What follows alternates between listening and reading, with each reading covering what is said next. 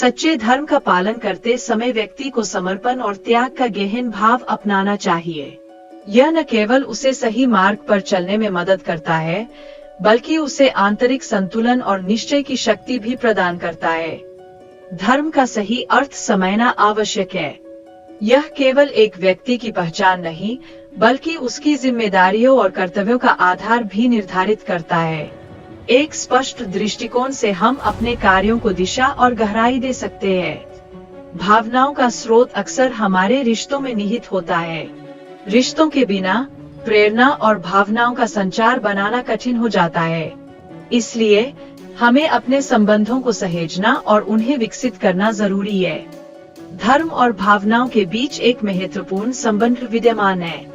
धर्म की सही समझ हमें यह जानने में मदद करती है कि हमारे कर्तव्य क्या है और कैसे हम अपने कार्यों को सही दिशा दे सकते हैं। कभी कभी भावनाएं हमें हमारे कर्तव्यों से हटा देती है।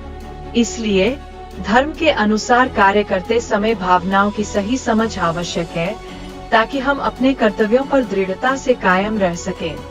व्यक्तिगत धर्म का निर्माण व्यक्ति स्वयं करता है। यह केवल पारिवारिक मान्यताओं से नहीं, बल्कि अपने व्यक्तिगत अनुभवों और सिद्धांतों से भी प्रभावित होता है, जो उसे जीवन के मार्ग में सहायक होते हैं। जब व्यक्ति अपने पिता के अंतिम समय में होता है, तो उसे अपने धर्म का पालन करते हुए साहस और निष्ठा का परिचय देना चाहिए। यह न केवल उसका कर्तव्य है, बल्कि यह उसके व्यक्तित्व को भी उजागर करता है। आध्यात्मिकता के अनुसार आत्मा अमर है, यह शरीर के समाप्त होने पर भी अस्तित्व में रहती है। इसलिए मृत्यु के बारे में शोक करना व्यर्थ है। हमें इसे एक नए अध्याय के रूप में स्वीकार करना चाहिए।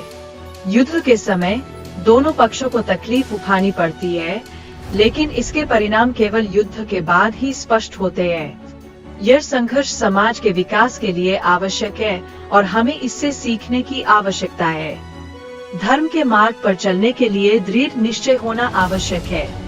यदि आप अपने कर्तव्य को समझते हैं, तो आप अपने जीवन में आगे बढ़ेंगे आत्मविश्वास के साथ। जीवन में सुख दुख और लाभ हानि को समान भाव से देखना और अपने कर्तव्यों का पालन करना अत्यंत महत्वपूर्ण है। इससे आप अपने मार्ग पर दृढ़ता से चलेंगे और जीवन के प्रत्येक पड़ाव पर सजग रहेंगे। युद्ध में भाग लेना केवल आपकी धार्मिक जिम्मेदारी नहीं, बल्कि यह आपके व्यक्तित्व की भी परिभाषा करता है। यदि आप इसे अपने धर्म के रूप में स्वीकार करते हैं, तो आप पाप की भावना से परे जाकर अपने कर्तव्यों का पालन कर सकेंगे।